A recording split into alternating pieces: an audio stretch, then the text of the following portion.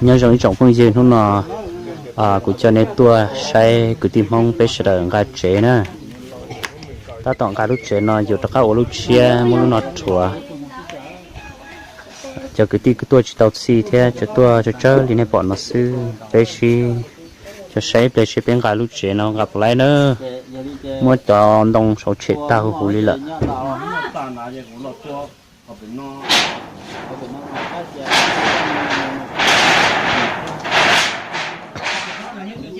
bé kiện cái chế nữa cái chế tụi giờ nó cái bên cái lúc chế nó chế bỏ lại chả nữa nhà cưng cầu nữa nè cái tí là tôi chơi gì thế chỉ cho chân dê đi thế mà chỉ xí to rồi thế kia bé kiện cao thế thì cái bỏ lại nè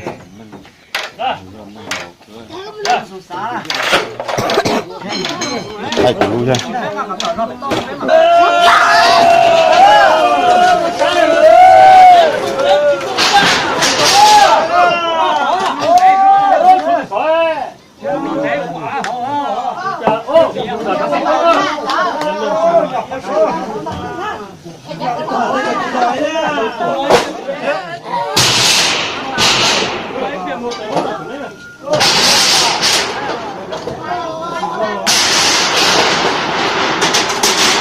我们高接到这样。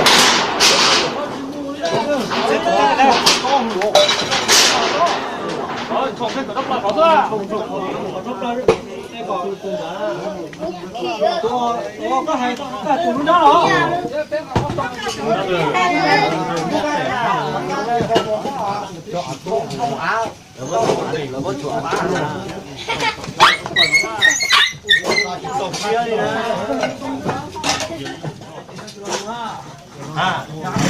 có thể chỉ mất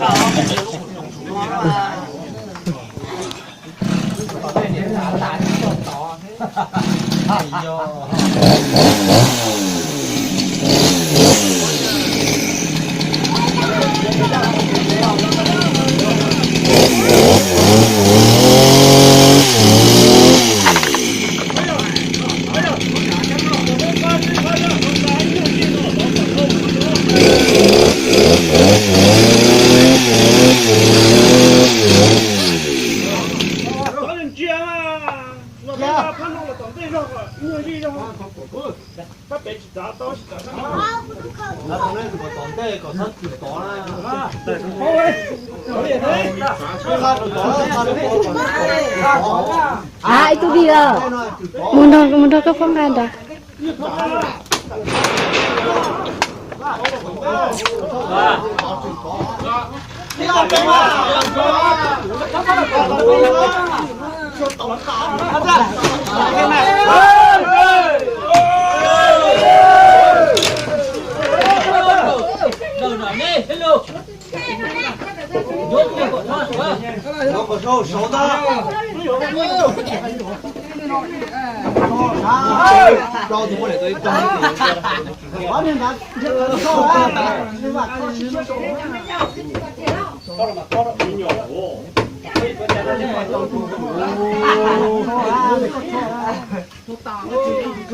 Cảm ơn đấy anh nhỉ, chụp tại.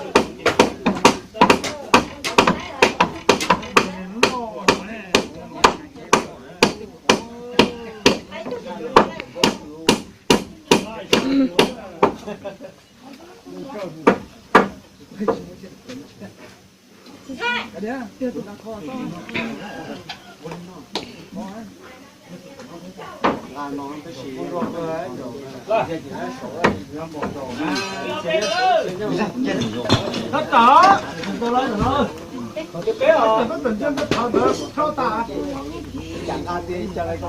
lia con muốn cho các con gái có phố tùng tắng à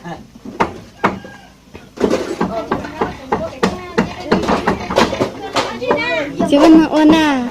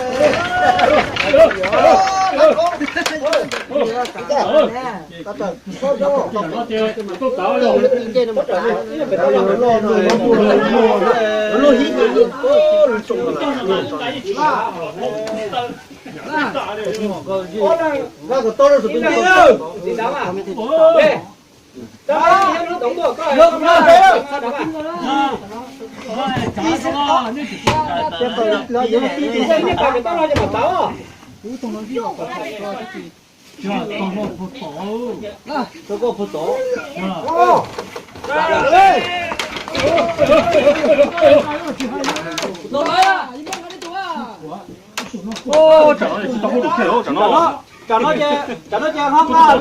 Gì đó không à? Tỏ nó đó.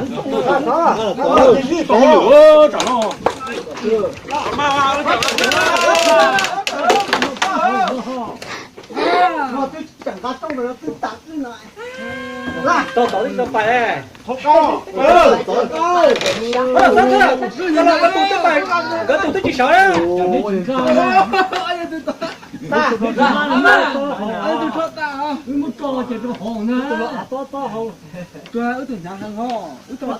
mới chỉ xíu hổ à mới chỉ xíu quá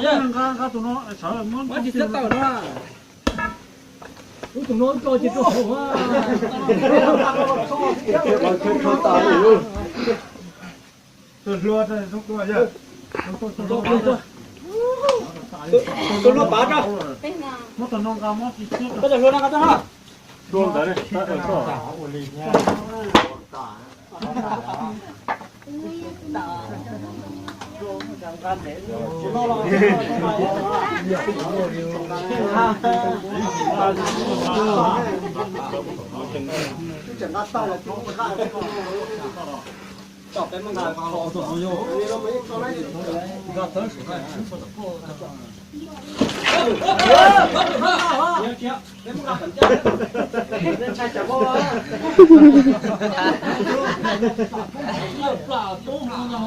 Mình nói nó vẫn luôn ai ta cho nó khí cái nào quá.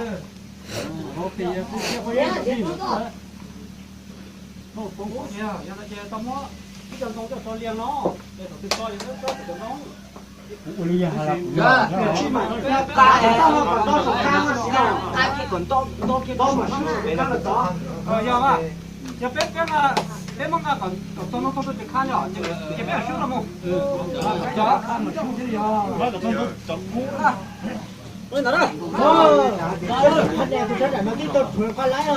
À, nó tôi phủi cái con trống đó. Nó phá lắm à. Ừ, giật cười rồi. Ô trời. Ơi. Tối.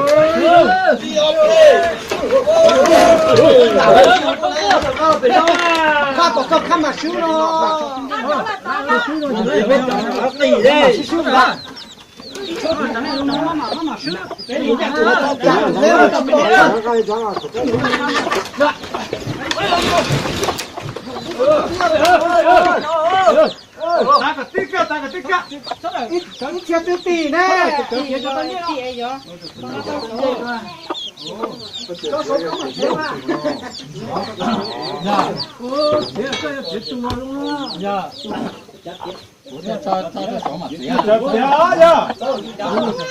这个速度了，直接就够了。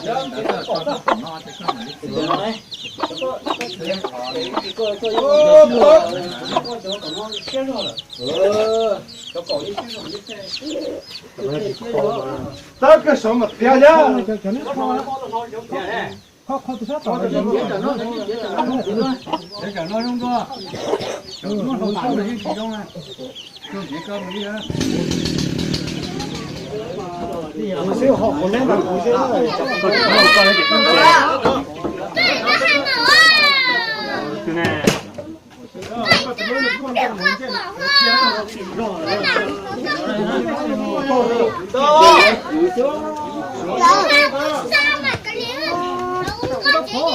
拜拜。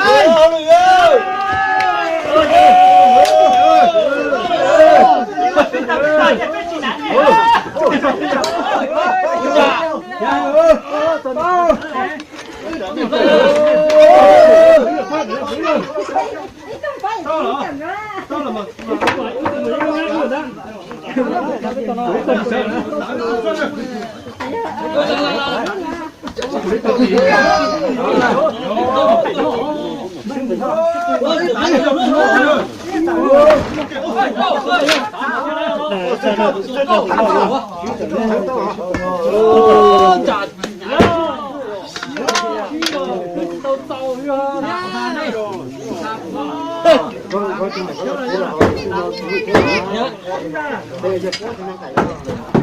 ？ô cả lấy kia luôn cả lấy rồi chơi đồ ngon thế đấy Mà món đông là bao có số con đông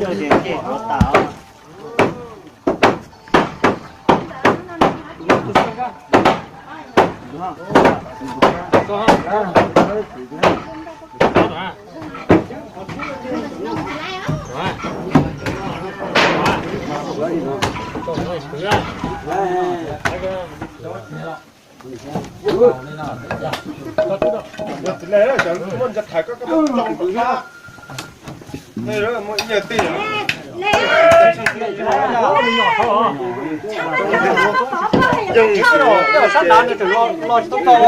sáng là nó hầu nữa có hù là ha sao nó nước lửa nó do ó xàm thế họ cái chuyện sao mà trong coi gì mà đi nè cái chú đeo của ta thằng này thổi chú đại nó là trả nó trên đầu đại nó anh ấy mà lấy thế họ nó tụi ta chơi nó kia là biển nó mà thế họ nước lửa nó ó xàm thế nhỉ nó chẳng có nào hả nè chẳng là bé ý giải mẹ bé tao rồi là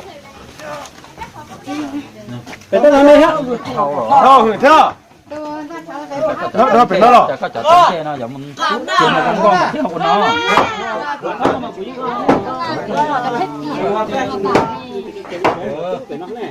ca đó hả nên chừng ca cả nè chơi về nó cho chẳng ra yêu bé nữa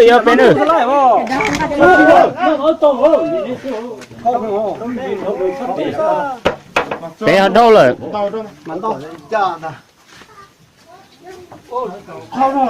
không rồi thì chẳng ra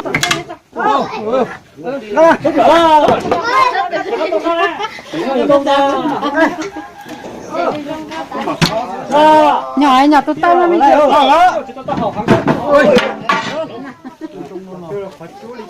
nên nó tới tiền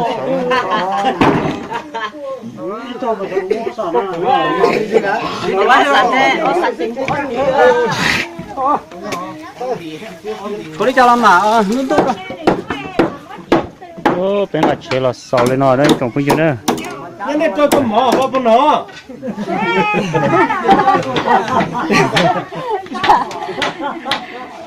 nên cả lấy là chế một chỗ nữa chỗ cái tí nữa một chỗ nữa nên tôi bán cả chế nữa